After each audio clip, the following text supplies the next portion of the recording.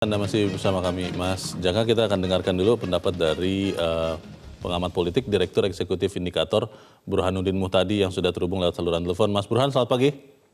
Pagi, Mas Leonard.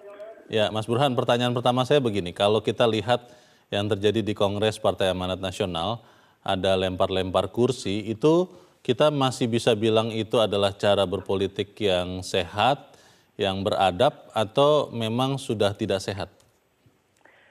Tentu dari sisi jawaban yang paling mudah, jelas apa yang terjadi di Kongres PAN kemarin dengan aksi lempar kursi, bahkan sampai pada titik di mana sekian orang terluka karena ada tawuran massal di tengah Kongres. Itu bukan contoh yang baik buat demokratisasi internal partai. Jadi yang terjadi kemarin adalah iklan buruk bagi PAN tentu saja kepada publik, dan di situ harus ada introspeksi besar terutama terkait dengan bagaimana proses penyelenggaraan kongres di internal partai harus diperbaiki sehingga lebih mengedepankan pada kontestasi berdasar pada ide dan gagasan ketimbang pada otot. Ini kelihatannya, ini yang terlihat kan memang pas sedang ada kongres di Partai Amanat Nasional PAN ya. Kalau Anda melihat, Mas Burhan, ini mungkin juga tidak terjadi di partai-partai lain. Karena kalau kita lihat sekarang kan banyak partai yang memang juga kita belum tahu ya, kalau figur-figur pentingnya tidak ada, apakah partai itu sudah berpolitik dengan beradab begitu? Begini, yang terjadi di PAN itu contoh kecil dalam konteks partai politik di Indonesia. Sebagian besar partai politik kita itu mengikuti model apa yang para ahli sebut dengan istilah partai harismatik. Yaitu partai yang memiliki tokoh ketua umum atau pendiri sebagai veto player atau punya magical ability atau powerful aura. Jadi partai yang dikendalikan oleh tokoh yang memiliki harisma tinggi dan karenanya bisa menjadi ini semacam pengendali jika terjadi friksi antar elit. Jadi kelebihannya partai semacam ini, misalnya kalau kita bicara dengan PD Perjuangan dengan Ibu Meganya, Partai Demokrat dengan Pak SBY-nya, kelebihannya adalah minim konflik. Tetapi bisa menjadi bom waktu jika tokoh yang bersangkutan karena ada alasan usia misalnya harus berhalangan tetap. Nah, itu kekurangan yang termasuk juga yang paling krusial adalah menumbuhkan iklim demokratisasi internal partai karena tokoh menjadi sangat sentral. Nah, kasus PAN kalau kita lihat dari sisi positif itu sebenarnya memberi gambaran bahwa PAN itu tidak tergantung pada Pak Amin Rais. Ya kan? Karena bahkan tokoh yang didukung Pak Amin Rais pun bisa kalah. Kemarin kan Pak Amin Rais mendukung Mulfahri, kalah oleh Zulhas ya. Jadi pada dasarnya itu semacam ada hal yang positif, cuma kemudian kebablasan nggak sampai pada taraf lempar kursi. Kalau di partai politik orang berebut kursi, di PAN kursi yang dilempar. Nah, jadi PAN itu contoh kecil pada dasarnya, cuma sayangnya kita tidak punya contoh di mana partai politik yang tidak terlalu tergantung pada figur bisa mengelola perbedaan secara baik dan meminimalisir konflik. Itu belum ada contohnya di Indonesia. Tapi kita sepakat ya Mas Burhan, cara-cara seperti yang terjadi ini lempar kursi itu jangan terulang lagi ya? Jangan, karena itu bisa menjadi iklan buruk buat partai politik di Indonesia. Orang bisa menjadi apatis, orang kemudian punya pikiran bahwa partai politik adalah institusi demokrasi yang justru gagal mendemokratisasikan dirinya sendiri. Nah ini kan anehnya begitu Bung Leonard. Semua hal mengalami proses reformasi dan demokratisasi. Partai politik jadi ujung tombak sejak reformasi 98, tapi anehnya partai politiklah yang gagal mendemokratisasikan dirinya sendiri. Nah ini jangan sampai muncul karena bagaimanapun kita berharap partai politik yang sehat, partai politik yang mampu menjadi ujung tombak demokrasi sehingga kepercayaan terhadap demokrasi tetap bisa kita rawat. Baik. Terima kasih Mas Burhanuddin Muhtadi sudah mencerahkan kami pagi ini. Selamat pagi Mas Burhan. Pagi. Ada sisi positifnya ternyata menurut Mas Burhan, Mas Jaka, bahwa kejadian di PAN membuktikan bahwa tidak ada figur yang terlalu kuat yang membuat partai itu tergantung kepada figur. Tetapi sayangnya ada kembangan-kembangannya, lempar-lemparan kursi. Bagaimana nih Mas? Ya saya pikir di satu sisi memang proses demokratisasi di PAN itu berjalan ya. Artinya mereka tidak lagi bergantung pada sosok sentral Pak Amin Rais yang selama ini menjadi panutan dan penentu kebijakan di PAN. Tetapi ya betul bahwa karena kebablasan, kita kalau lihat demokrasi kebablasan kan juga tidak bagus. Dan ini menurut saya yang dipertontonkan di Kongres PAN kemarin. Kita sebenarnya kasihan sama kursi-kursi itu.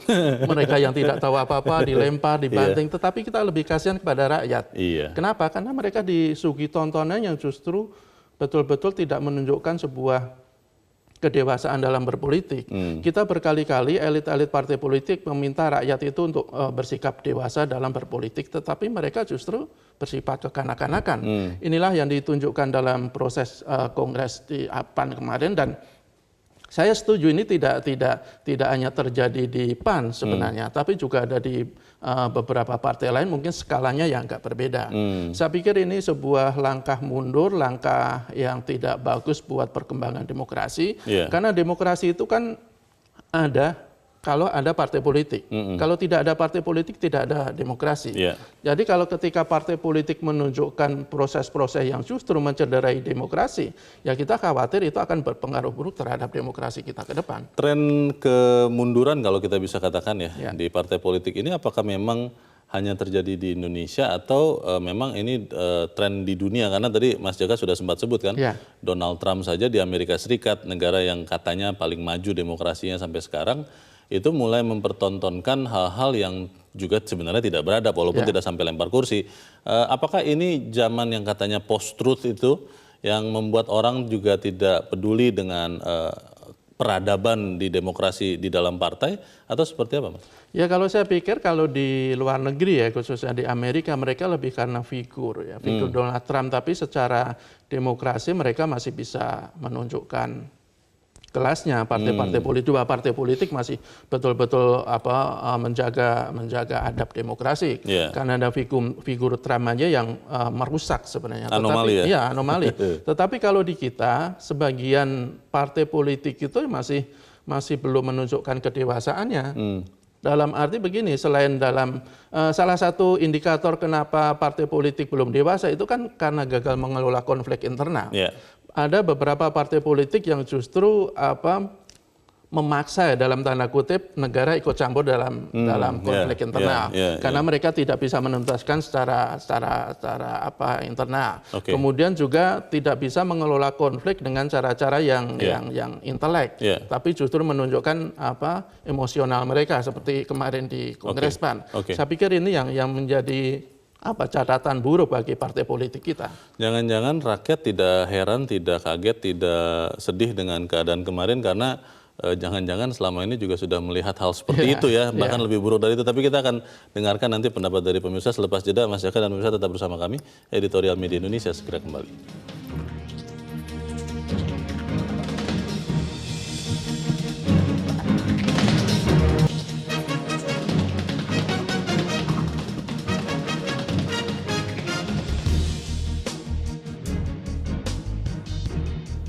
Terima kasih pemirsa, Anda masih bersama kami di Editorial Media Indonesia. Mas Jaka, kita coba dengarkan rakyat.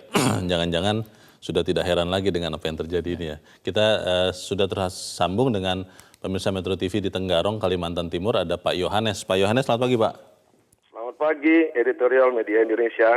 Selamat pagi Pak Yohanes. Silakan Pak, mengatasi konflik secara beradab. Bapak heran tidak dengan apa yang terjadi kemarin Pak di Kongres PAN, ada lempar-lemparan kursi, atau jangan-jangan Bapak sudah terbiasa melihat itu? Ya, herannya karena berulang-ulang ini terjadi. Karena berulang-ulang. Pernah ada kejadian, Pak? Iya, kita kan lihat skala daerah baik di kabupaten, di provinsi, di nasional itu kan. Hal-hal seperti ini kan sangat disayangkan. Terjadi di institusi partai politik. Di era sekarang ini loh, era milenial yang sekarang ini yang serba canggih ya. Seharusnya kisruh itu, apalagi setingkat kongres, kisruh itu tidak perlulah kisruh fisik. Kisruh argumentasi itu bagus, ya kan? Kisruh opini. Nah, ini kok kisruh fisik terjadi lagi. Sangat disayangkan partai politik ini terjadi. Dan ini kan sebuah kongres ini, memilih pemimpin baru. Nah, kebetulan Pak Zulhas ini kan terpilih kembali. Betul. Diharapkan dengan tidak adanya Kisruh seharusnya ada New Zulhas misalnya kan, New Zulhas gitu. Tetapi dengan adanya Kisruh ini nggak dapat New Zulhasnya itu. Malah di mata publik harapan ke depan untuk PAN ini ya boleh dikatakan indikatornya itu menurun lah. Gitu. Nah, Pak Yohanes, boleh tahu Pak, Bapak kader atau bukan? Dulu kader, saya pernah di kabupaten, saya pernah menduduki struktur partai. Ya, kebetulan di PAN, tapi sekarang sudah tidak lagi. Gitu. Jadi sama saudara di PAN itu ya kita sudah pernah tahu lah. Oke. Harapan Bapak ke depan seperti apa Pak Yohanes? Khusus untuk PAN ya berbenah lah, gitu kan. Mulai berbenah, karena sebenarnya PAN ini kan salah satu partai nasionalis juga sebenarnya, dia sangat terbuka gitu. Nah, untuk partai-partai lain jangan ambil contoh lah, ini kan di awal tahun 2020 ya, kalau ada kongres-kongres berikutnya ya jadi belajarlah dari pengalaman ini. Jangan lagi lah ada kongres-kongres yang kisruh lempar-lemparan. Kisruh lempar-lempar kursi, kisruh argumentatif, kisruh opini bolehlah. Gitu. Oke. Baik, terima kasih Pak Yohanes di Tenggarong, Kalimantan Timur. Di belakang Pak Yohanes ada Pak Nugroho di Jakarta. Pak Nugroho, selamat pagi Pak. Selamat pagi Bung Jaka, selamat pagi Bung Leonard. Selamat pagi, Pak. Ini satu proses demokrasi. Bagaimanapun hasil reformasi dengan meninggalkan otoritarian Orde Baru itu baiklah, tapi ini ekses demokrasi. Partai politik itu adalah alat untuk mendidik rakyat berdemokrasi, bersikap baik, berbeda pendapat, memperjuangkan perbedaan. Itu sah. Tetapi jiwa feodal dan jiwa otoritarian itu masih ada. Oleh karena itu Gus Dur katakan ini kayak anak-anak TK, dan ini benar TK kan Pak. Jadi anak TK saja tidak lempar-lemparan kursi loh Pak Nugroho. Ya itu kan anak TK juga lempar-lemparan gelas kalau mereka berebut mainan. Jadi ini masih anak TK. Nah, tugas kita sebagai bangsa, mari kita dewasakan perpolitikan. Satu, partai politik harus kembali pada fungsinya untuk menjadi alat pendidikan politik. Dengan memberi contoh dalam segala hal kepada rakyat. Dua, elit-elit politik ini harus belajar dewasa untuk rumongso supaya kalau sudah kelewatan umurnya, kelewatan waktunya ya legowo mundur begitulah. Dan yang ketiga, yang penting ini, penyederhanaan sistem politik itu penting. Bagaimanapun di Amerika juga terjadi perbedaan pendapat, di Korea juga berkelahi, di Taiwan juga berkelahi. Tetapi kalau partai politiknya tidak banyak, itu tidak ributnya kayak begini nih loh Pak. Semua partai politik di Indonesia ini kan seperti itu semua, PKB lah, PAN lah, lah, itu kan semua menjadi seperti ini. Mari kita perbaiki dengan baik. Baik. Terima kasih Pak Nugroho di Jakarta. Selamat pagi Pak. Di belakang Pak Nugroho ada Pak Bambang Saptono di Surakarta, Jawa Tengah. Pak Bambang, selamat pagi. Selamat pagi Metro TV dan selamat pagi saudaraku bangsa Indonesia. Selamat pagi Pak. Silakan Pak. Ya, temanya ini sangat benar-benar Mas. Kalau saya menilai sarkasme. Atas konflik secara beradab, atasi konflik secara beradab. Nah ini berarti menilai bahwa konflik Kongres PAN ini kan tidak beradab ya. Kurang beradab. ya. Kami sangat prihatin atas konflik dan kericuan yang terjadi pada Kongres PAN di Kendari Selasa 11 Februari kemarin, Mas. Di mana para peserta Kongres PAN saling menyerang dengan melempar kursi di dalam ruangan dan hingga berlanjut saling menyerang di luar ruangan. Ini merupakan kejadian yang sangat memalukan yang dipertontonkan kepada rakyat Indonesia. Padahal Mas, Kongres PAN ini merupakan ajang berkumpulnya tokoh-tokoh PAN seluruh Indonesia yang berasal dari kabupaten kota, kemudian provinsi dan juga pengurus pusat. Bahkan di antaranya juga dihadiri tokoh-tokoh atau elit PAN seperti mantan Ketua MPR RI Amin Rais, mantan Menko Perekonomian Hatta Rajasa, mantan Ketua MPR RI Zulkifli Hasan, ada juga Asman Abnur dan lain sebagainya. Nah, selain itu Mas, bahwa PAN yang lahir di era reformasi ini juga telah mendeklarasikan diri sebagai partai yang reformis, religius, intelek. Dan tidak kurang, bahkan Amin Rais pun pernah menyebut sebagai golongan partai Allah. Nah, tapi kenyataannya yang dilakukan di dalam Kongres PAN kemarin sangatlah jauh atau sangat bertolak belakang, bahkan kalau kami menilai terkesan barbar atau seperti judul editorial ini, maaf, tidak beradab. Nah, pertanyaan dari masyarakat Mas, mengatur di rumah tangga internal PAN saja tidak bisa atau seperti itu. Lah, mana mungkin akan mengatur di skala yang skup yang lebih luas. Nah, kemudian begini Mas, sejak PAN berdiri hingga belasan tahun lamanya, saya ini ikut membesarkan partai. Sehingga saya sangat memahami dan ya tentu mengenal kaitannya dengan tokoh-tokoh maupun kondisi internal partai. Nah, PAN atau parpol manapun tidak boleh seenak sendiri ya Mas ya, atau seudara dewe. Karena apa? Partai politik ini kan juga dibiayai oleh negara. Nah, sehingga punya tanggung jawab dan memberikan keteladanan terhadap masyarakat di dalam rangka membangun Indonesia ke depan atau membangun sekarang ini. Nah, oleh karenanya jangan sampailah ada partai politik dengan arogansi seperti itu lagi. Terima kasih. Terima kasih Pak Bambang di Surakarta, Jawa Tengah. Pak Vence di Manado, Sulawesi Utara. Selamat pagi Pak. Selamat pagi Bung Leo, selamat pagi Pak Jaka. Selamat pagi Pak Vence. Kenapa ketawa Pak? Iya, saya langsung kemarin kebetulan pagi ini terbit di salah satu media lokal. Saya senang menulis Bung Leo karena saya pemerhati sosial kemasyarakatan. Saya katakan menghadapi pilkada ini, saya katakan Sulawesi Utara adalah gerbang demokrasi menuju NKRI sehat. Sehat dalam arti berpolitik Pak.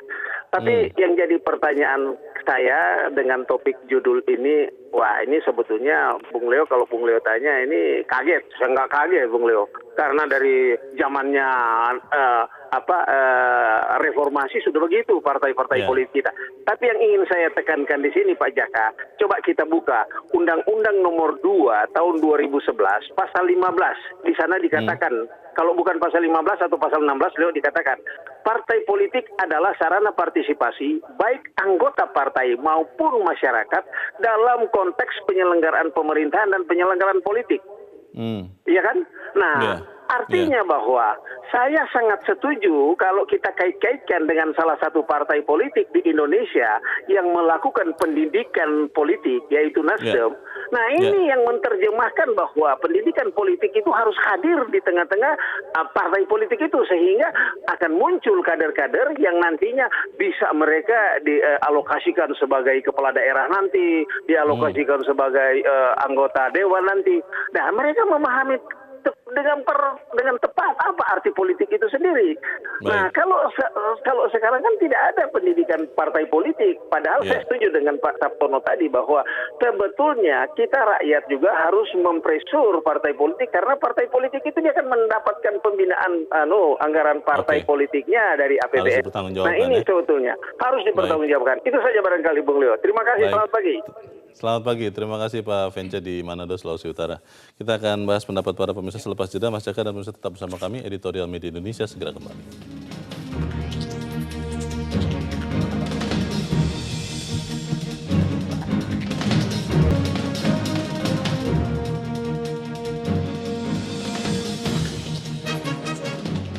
Terima kasih pemirsa Anda masih bersama kami. Kita di bagian akhir dari diskusi kita pagi ini. Mas Jaka tadi 4 penelpon sangat menyayangkan dan juga mengatakan bahwa sebetulnya partai politik juga harus mempertanggungjawabkan sebagian uang yang memang diberikan lewat pemerintah.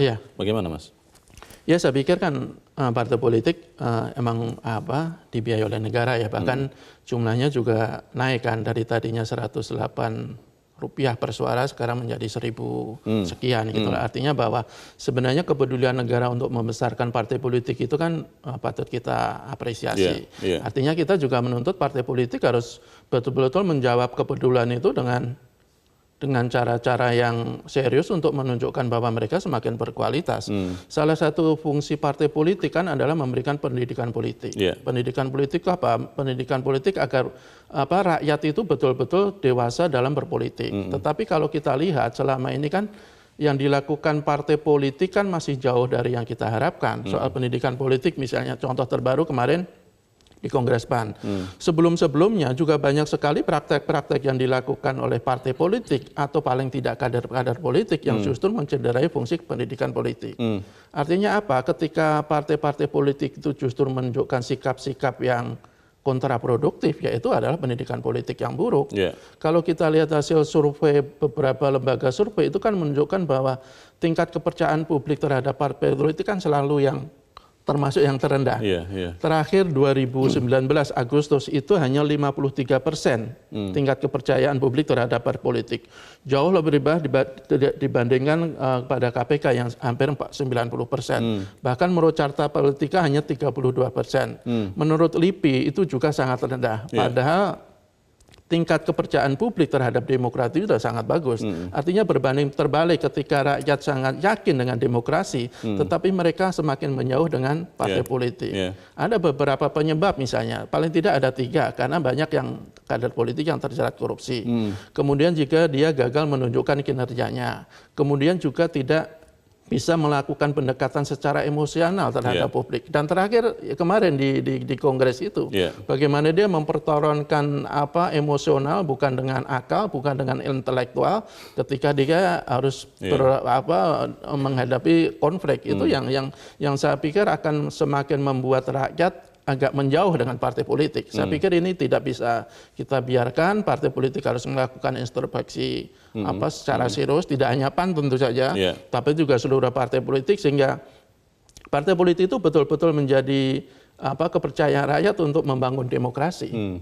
Kalau kita sebagai anggota masyarakat, sebagai orang yang mungkin punya preferensi politik walaupun bukan kader ya Mas, itu apa yang bisa kita lakukan untuk membantu parpol lebih beradab lagi? Ya, saya pikir ada 2 cara ya menurut saya bisa memperbaiki partai politik. Yang pertama adalah dari internal. Artinya partai politik, elit-elit partai politik harus betul-betul melakukan pembenahan secara serius agar mereka betul-betul dipercaya rakyat. Kedua bisa dari luar, dari rakyat, dari kita semua. Coba kita mulai berpikir kita memberikan hukuman sosial kepada partai politik yang justru mencederai demokrasi. Caranya tidak memilih? Tidak memilih mereka. Kalau kita masih memilih partai-partai politik yang kader-kadernya terus melakukan korupsi misalnya, ya kita sama saja membiarkan partai politik asik dengan cara-cara yang tidak sehat. Salah kita sendiri juga. Salah kita sendiri juga. Jadi harus ada 2 sisi. Pertama dari partai politik, kedua dari publik. Dengan demikian partai politik akan serius untuk menjadi partai politik yang berkualitas, yang dewasa, dan dia akan betul-betul bisa menjadi pilar demokrasi yang kita harapkan. Kita harapkan itu terjadi dan kita kawal sama-sama. Mas Jaka, terima kasih sudah hadir di sini. Selamat pagi Mas. Selamat pagi.